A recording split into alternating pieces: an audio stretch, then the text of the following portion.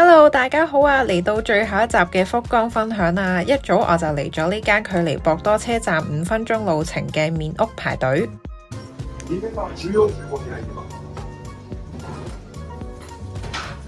入到嚟之後，首先喺呢部機度自助點餐，咁呢度呢，淨係有得食烏龍麵嘅咋，咁佢有分凍或者熱。我見呢度最多人嗌呢，就會係牛肉啦，又或者係明太子嗰款。今日我哋係10點鐘嚟到嘅，咁不過都等咗45分鐘先成功入到嚟啦。咁我見到呢，排隊嘅90%都係日本人。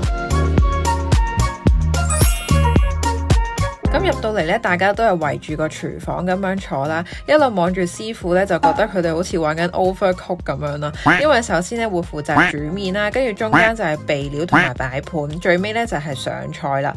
其實望個過程咧已經係流晒口水噶啦，而且佢呢個咁透明嘅設計咧，就更加證明佢哋嘅工序咧係幾咁一絲不苟。咁首先我就嗌咗呢個最 signature 嘅明太子奶油烏龍麵啦，而另一碗呢就嗌咗山藥烏龍麵嘅。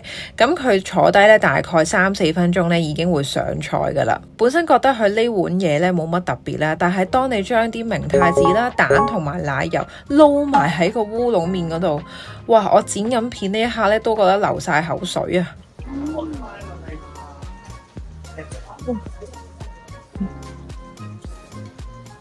真係一啲都冇誇張，因為你一口咧完全係食到咁多個層次啦，停唔到口啊！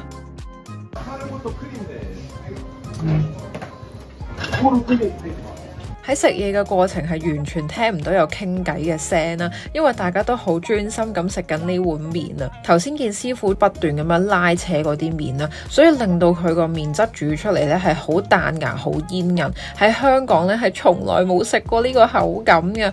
咁呢間鋪頭咧淨係開到晏晝2點半嘅，都問咗職員啦，佢一日可以賣到過百碗，咁所以大家一定要早啲嚟排隊食啦。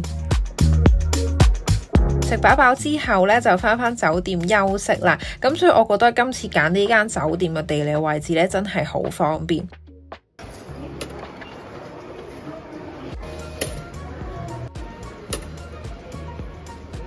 下一個景點就係去太宰府啦。首先就由博多搭到去天神，之後經過天神地下街就可以上2樓轉線搭西鐵線。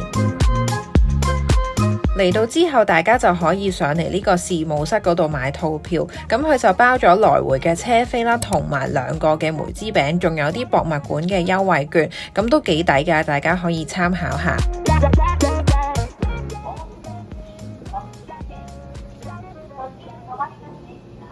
車程大概45分鐘，沿路都有好清晰嘅指示。嚟到太宰府站呢，就會見到佢嘅裝修都係參照咗鳥居神社咁樣，都幾特別㗎。第一集都有講過，其實機場係有巴士直接搭到嚟太宰府嘅，咁就會喺前邊呢個巴士站度落車，出嚟就會見到成個太宰府站嘅外觀啦，都係參照咗天滿宮嘅設計，同埋一出到嚟呢，我已經覺得好似有一種去咗京都嘅感覺啦，係比較傳統啲嘅。再行前就會嚟到好多嘢賣嘅表參道，咁嚟到太宰府又點會唔食梅枝餅呢？咁就可以用翻頭先嘅套票咧換到2個嘅梅枝餅啦。梅枝餅嘅外皮係用糯米搓嘅，中間就係紅豆餡，而出邊就會印有梅花嘅樣啦。咁所以其實佢入邊係冇梅嘅。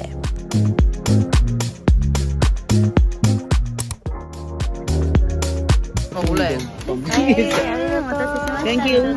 行晒成條表參道就會嚟到天滿宮嘅門口，成個神社大概有11座嘅牛雕像，而其中最大嘅銅製雕像呢，就係門口呢一個啦。聽講摸下佢個頭呢，係有助增長智慧噶。而前邊呢一個呢，就係太古橋啦。今日呢，我都專登襯咗紅色嘅衫啦。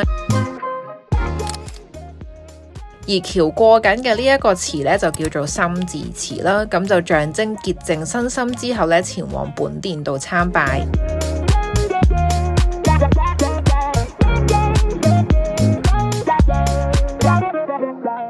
參拜完之後就出返車站食隔離呢間一蘭啦。咁點解我要專登喺呢度食呢？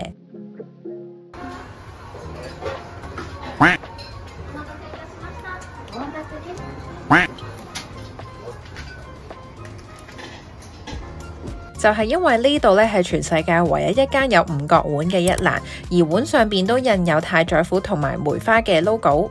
嚟到啦！因為天滿宮係祈求考試合格嘅，咁所以嚟呢度食一碗合格拉麵就可以增加好運啦。唔知大家會唔會覺得嚟日本食一蘭呢係 checklist 其中一個要做嘅嘢呢？咁最尾就嗌埋一個甜品，咁就好滿足翻天神啦。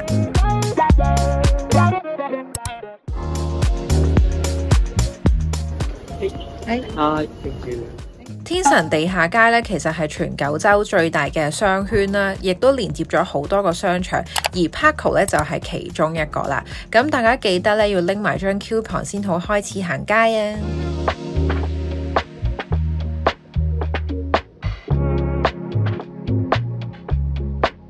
行完商場咧，就出翻嚟地面去下一個商場啦。咁下一個目標咧就係岩田屋啦。咁而家佢已經冇咗一個實體嘅會員卡，咁大家可以去翻新館嘅7樓 download 翻個 app 咧，咁就可以做為期1年嘅會員。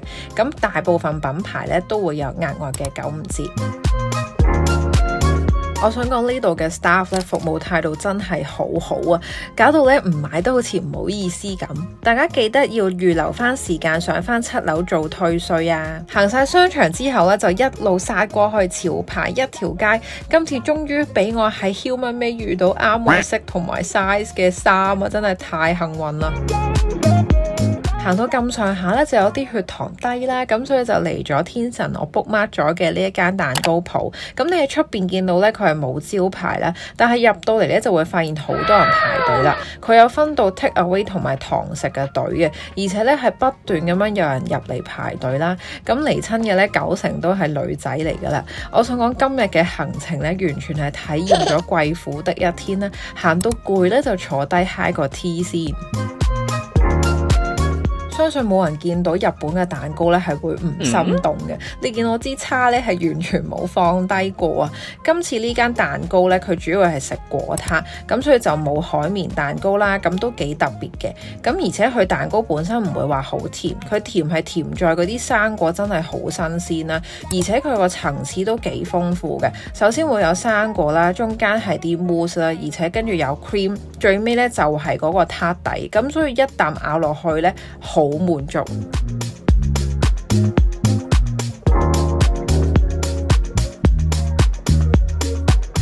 所以我每次嚟日本咧，都會發掘一啲好好食嘅蛋糕鋪。咁叉完電之後咧，就翻博多繼續行街啦。博多車站咧，其實連住好多個商場，阪急就係其中一個啦。大家可以上7樓攞咗張 coupon 先開始行街。我想講呢度啲 staff 咧，服務態度真係好好。我淨係買一件衫咧，都當我好似貴賓咁咯，所以真係買得好開心。跟住就行埋過隔離呢間好出名嘅明太子法包，本身見到門口咧係有10幾個人，咁都照排隊啦。但係點知入到嚟咧係爆晒人啊！但係已經翻唔到轉頭啦。報告翻我最尾係排咗45分鐘。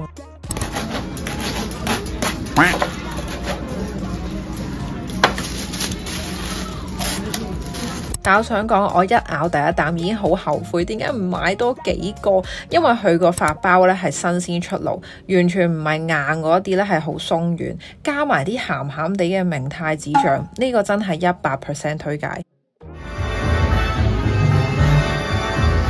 麵包鋪隔離就係博多運河城啦，咁唔知點解兜一個圈咧都俾我買到嘢啦，而且仲俾我見到呢排無印好 hit 嘅好物。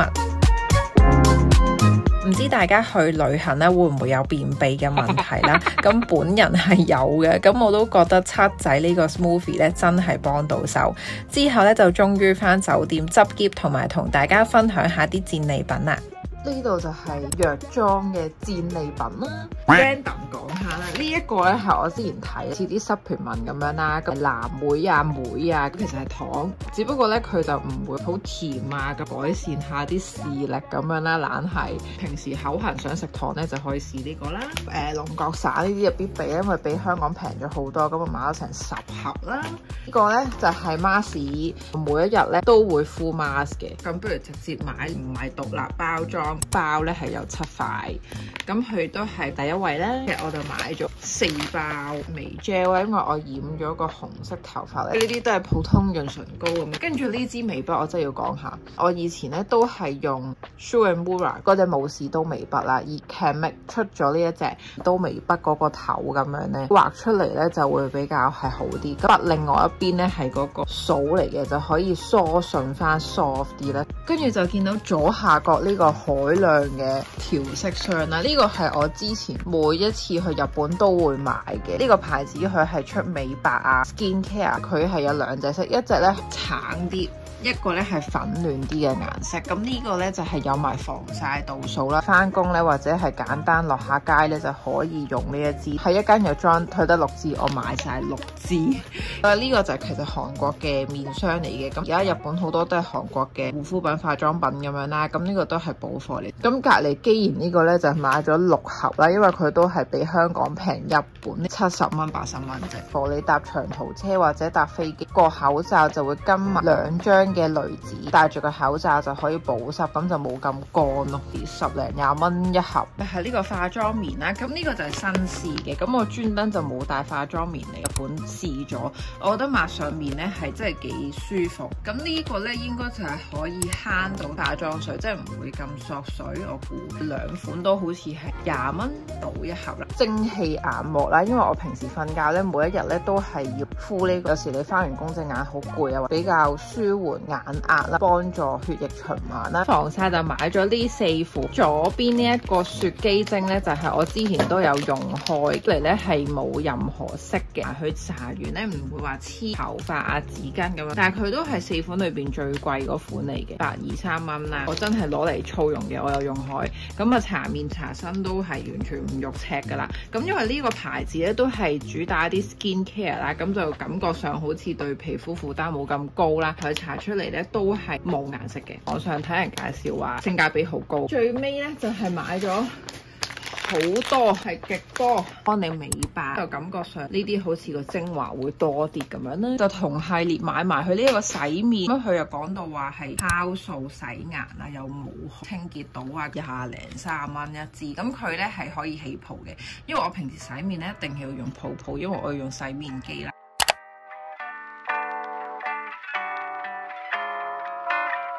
最後一日我就喺博多車站度搭巴士去機場，車程大概10分鐘。今次過關咧好順利，咁就出到嚟啦。咁就嚟到呢個全新裝修嘅福岡機場，咁佢多咗好多品牌啦，同埋化妝品嘅櫃台啦，咁等大家可以買到最後一刻。